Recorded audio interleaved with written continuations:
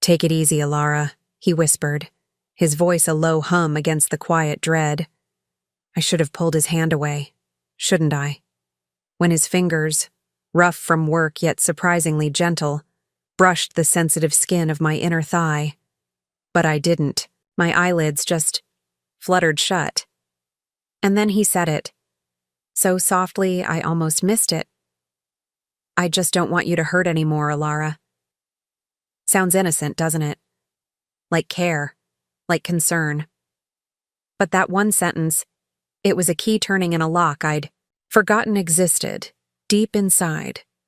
From that single moment, the woman I thought I was began to unravel. If you've ever swallowed your truth, choked it down in the name of what's right versus what feels, stay with me. This isn't just about the shadows of guilt.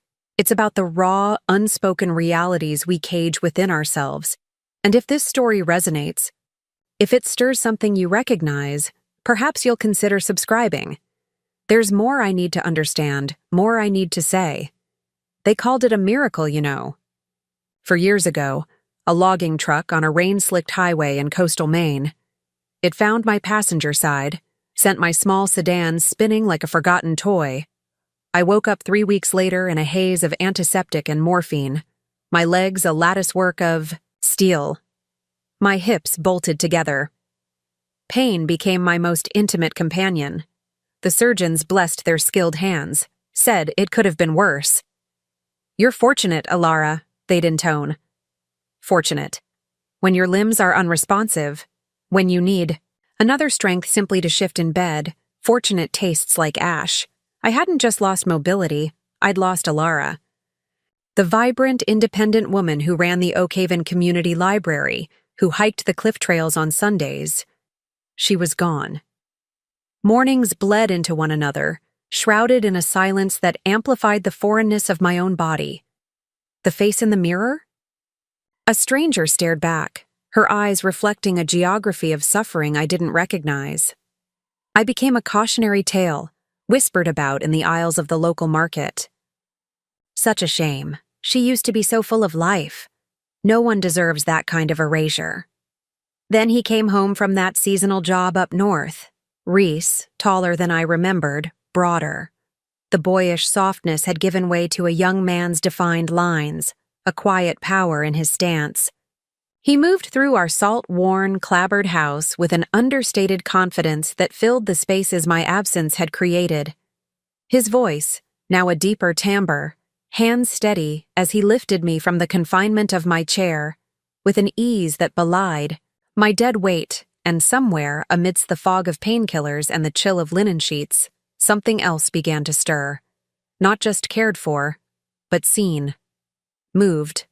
Understood. I didn't want it. I swear, I never saw it coming. Sometimes healing finds you in the most unexpected, the most complicated of shelters. He was just 6 when I signed the papers. Temporary foster placement, they'd called it, for young Reese. Just until his family could sort themselves out. But months melted into years, and by the time he was 8, no one ever came. I was barely 25 myself. I fed him, bathed him, made bedtime stories burst with life. He called me Mom, long before I felt the weight of that title settle comfortably on my shoulders. Eventually, it felt like ours. A real family. I'm 46 now, he's 27. Life has a cruel way of flipping scripts you thought were immutable. The accident stole my job, my ability to drive, even the simple dignity of navigating the stairs in our own home. My body betrayed me in the most intimate ways. Washing my hair, dressing, the bathroom, the humiliation of it chips away at your soul. Reese stepped back into that void without a flicker of hesitation. "Just until you're stronger, Mom," he'd said. But the unspoken truth hung heavy between us. Stronger was a destination I might never reach again. Our Oak Haven house, perched at the end of a wind-swept, shadowed lane, rarely basked in the thin winter sunlight. The old heater ticked and groaned, a relentless rhythm against the steamed-up windows. Most days, the sky was the color of dishwater. On nights when the nor'easter howled, the house seemed to keen, a lonely sound that echoed the ache in my bones. Just the two of us. There we were. He did everything. Groceries, cooking meals that filled the house with aromas I'd almost forgotten, transferring me from bed to bath, his strength a gentle cradle. He'd tell bad jokes to make me laugh, remind me about medications. Never once did he make me feel like a burden. But that didn't stop the feeling from coiling inside me. A cold serpent of guilt. A peculiar loneliness settles in when your body is no longer your ally, but your prison. The world, it seems, has a way of quietly erasing you when you're no longer useful. I, who had once been so visible, so capable, now I barely recognized my own reflection. It started, as these things often do, like any other evening. Curled on the sofa, my legs throbbing with a relentless, deep-seated ache, the coastal lie, chill seeping into my very marrow. Reese knelt beside me. He gently rolled up the legs of my sweatpants, his warm, slightly rough hands pressing against my cool skin. "Hurting again?" he asked softly, his thumbs already working into the taut, aching muscles of my calves. I nodded, fighting the urge to focus too intently on the way his fingers moved. Firm, knowing, yet tender. His touch, it always brought a relief the pills couldn't offer. But this time was different. His thumb traced a line higher. Just an inch. Perhaps less. But that inch? It shifted the very axis of my world. The pad of his thumb brushed the soft, vulnerable crease where thigh meets hip, a place where physical pain and a deeper hidden shame seemed to reside. My breath hitched. I felt his falter too. We froze, the silence in the room suddenly charged, the air thick with unspoken electricity, as if the old walls themselves held their breath. "Sorry," he whispered, his hand recoiling as if burned, though the heat of his touch still seared my skin like a brand. "No," I blurted, too quick, too breathless. It's fine." His gaze, dark and unreadable, flickered up to meet mine. Searching, questioning, he gave a curt nod, then carefully, deliberately, pulled my pant leg down, his fingers a fleeting, tantalizing warmth against my calf. "You're all right," he murmured. It wasn't a question. I offered a slight nod. I was far from all right. A change had been loosed in the quiet rooms of our house. Palpable. Irrevocable. The silence returned, but it was a different beast now. Heavier, more freighted with meaning. I felt it on my skin, a prickling awareness in the hollow of my chest, where his thumb had dared to stray. For the first time in years, I found myself thinking not of what I had lost, but of what I might still desire. That night, everything shifted. His care continued, gentle, meticulous. But now my skin remembered. Every brush of his hand, every incidental contact, lingered in my thoughts. A slow burn. I started noticing things, small things I'd been blind to before. The determined set of his jaw when he concentrated, the way his eyes, often serious, would soften almost imperceptibly when they rested on me. He looked at me, and it was a look that extended beyond the duties of a caregiver. There were moments, too, when he thought I wasn't watching. One morning, helping me from bed, his arms a familiar, steady support around my back. As I leaned into him, his hand brushed mine. Just a touch. We both stilled. A heartbeat. 2. Then it was gone. His fingers tensed, then relaxed against mine for a split second. My own heart hammered against my ribs. We never spoke of it. We never spoke of any of it. I'd lie awake, my legs aching, a deeper throb that felt rooted in my soul, staring at the shadowed ceiling, listening to the house breathe around us. One night, the door creaked. "Your light was on," Reese murmured. A silhouette in the doorway, his hair tousled, eyes heavy with sleep. "Can't sleep," I whispered back. He moved into the room, uninvited but not unwelcome, and sat on the edge of my bed. "Want me to stay until you do?" I nodded. He leaned back against the headboard, his long legs stretching out beside mine. I turned onto my side, my gaze drawn to him. His eyelids flickered, then settled. His breathing deepened, even and calm. Soon he was asleep, a warm, solid presence beside me. I never meant to touch him. My hand seemed to move of its own accord, reaching out, brushing the dark hair from his forehead, tracing the line of his temple, fingers hesitating at the vulnerable nape of his neck where the skin was soft. I inhaled sharply, quietly. For a moment, time itself seemed to suspend. I told myself it was nothing. A tired gesture, a mother comforting her child. The lie felt thinner with each repetition. He never mentioned it, never questioned the phantom. Touch in his sleep. But I saw the shift in his gaze in the days that followed. Softer, more lingering, as if observing something fragile he feared might break. And God help me. Something within me was breaking. Every touch, intended or not, pulling, a blanket higher, a hand steadying me from the bath, brushing a stray strand of hair from my face. I felt it, a current, a slow, dangerous thaw in a landscape I'd thought permanently frozen. My body, it seemed, had forgotten the difference between tenderness and a hunger I dared not name. I knew it was wrong. The thought was a constant, dull ache beneath the surface. My eyes would follow the line of his forearms when he lifted something heavy, the way his shirt clung to his back when he came in from the biting Maine wind, the rare, full smile that could steal my breath. Reason moved at a glacial pace, while sensation was a wildfire. We kept the silence, mostly, but the spaces between words grew longer, charged. He'd reach for a coffee cup and my hand would already be there.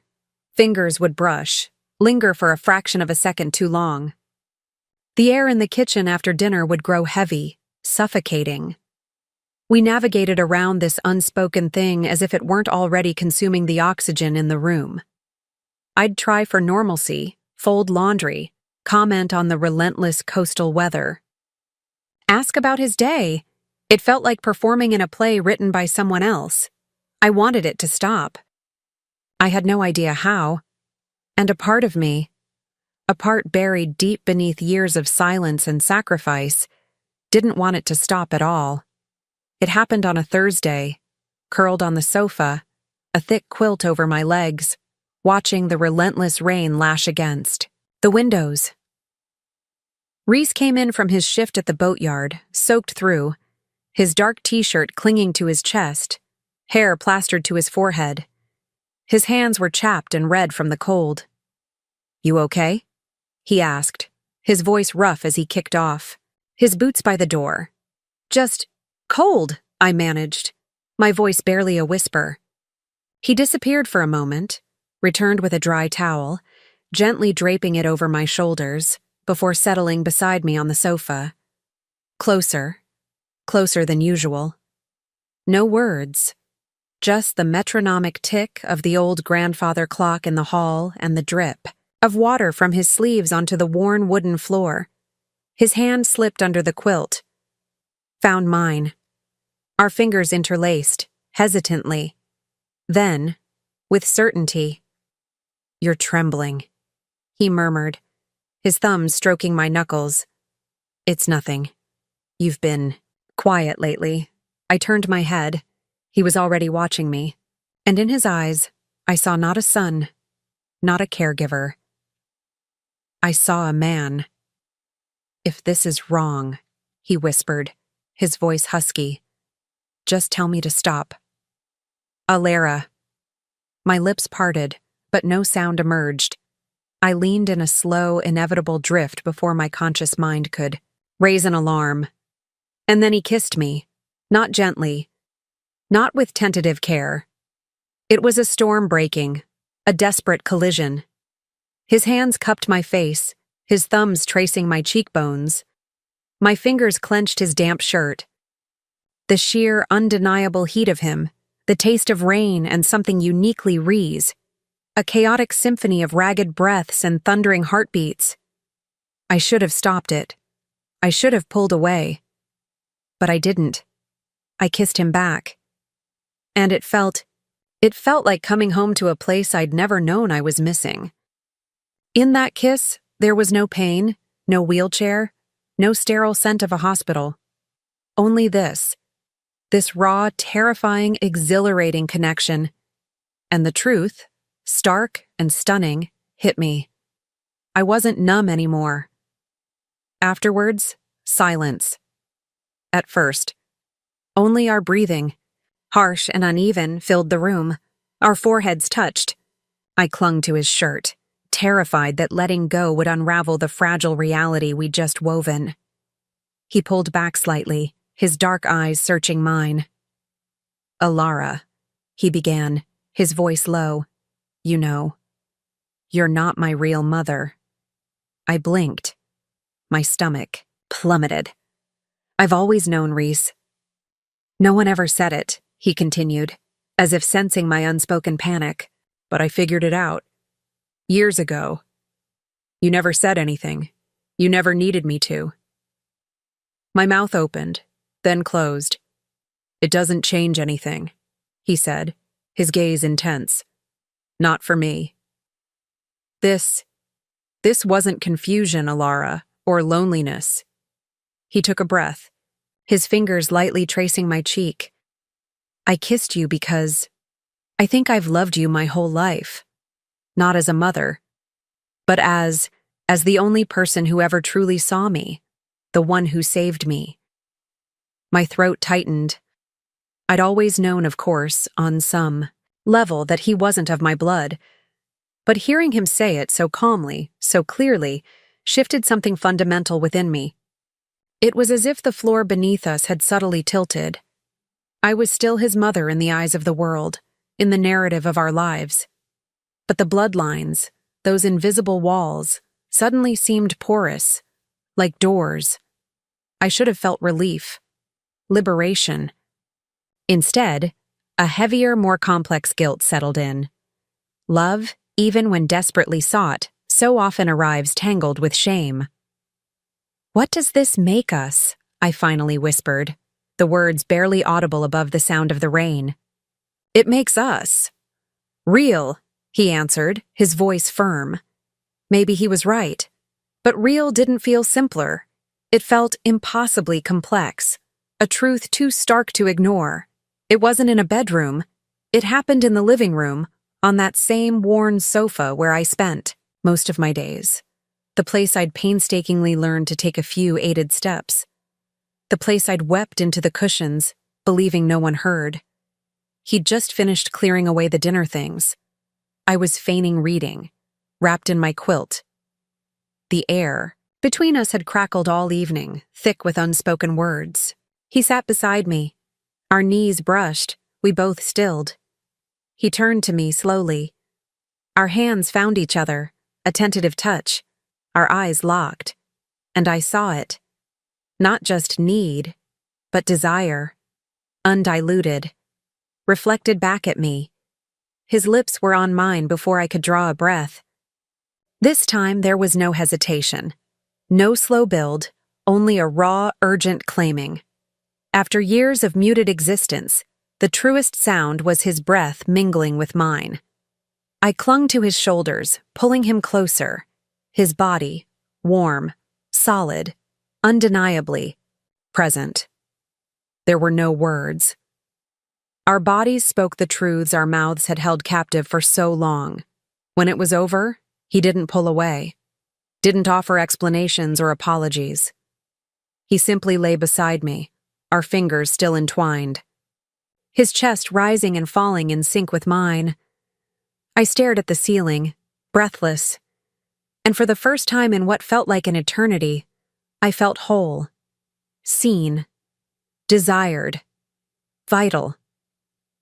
In that quiet aftermath, guilt was a distant echo, drowned out by a deep, resonant hum beneath my skin, a warmth that promised to linger. The next morning, I couldn't meet his eyes. I moved through the kitchen with a brittle, forced efficiency. Set the table, poured coffee, chattered about the weather.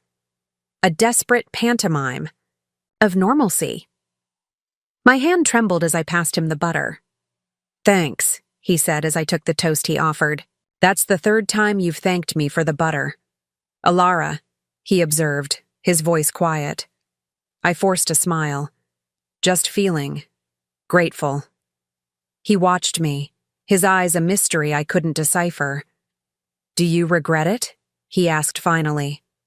The knife froze above my toast. "I don't know," I admitted. The truth, a painful whisper. I wish I didn't need it so much." He nodded slowly. "So it wasn't a mistake?" A beat of silence. "No, I owned it." He leaned forward, his voice firm. "Last night, there was no shame in it for me, Alara." My throat constricted. "There will be," I said, the words tasting like defeat. "One day." "No," he stated, his certainty a shield. "Never. But you'll feel it. From the world. That's the real pain." I finally looked up, met his gaze, and in his eyes, I saw it all. Defiance, a fierce tenderness, fear, and an unyielding resolve. It shattered something brittle within me. "Again. What does this mean for us, Reese?" "It means we're real, Alara," he repeated. Perhaps, I thought, a little too real for this world. At the grocery store, people still call me courageous. "What a strong woman," they'll say. "So devoted. That young man of yours, Reese, he's lucky to have you." I smile, I nod, I thank them. And then, I go home. Home to the young man who is no longer just a boy. Not mine by blood. Not mine in any way the world would readily understand. We make dinner together. We fold laundry. We water the plants.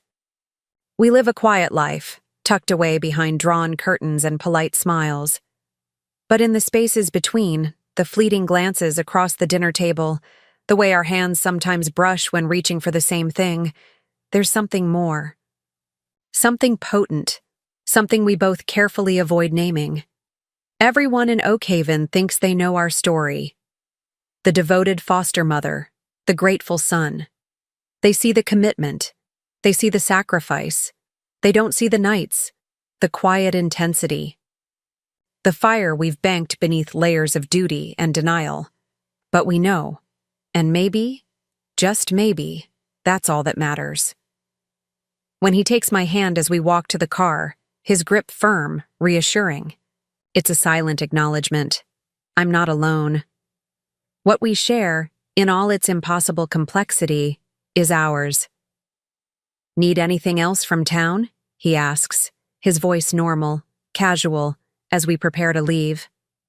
"No," I whisper, my fingers tightening around his. "I have everything I need." If this story, this exploration of the spaces between, ignited something within you, don't shy away from it. If it made you question, even for a moment, the neat boxes we place around love and connection, then subscribe. There are more stories, more secrets waiting for the courage to be told.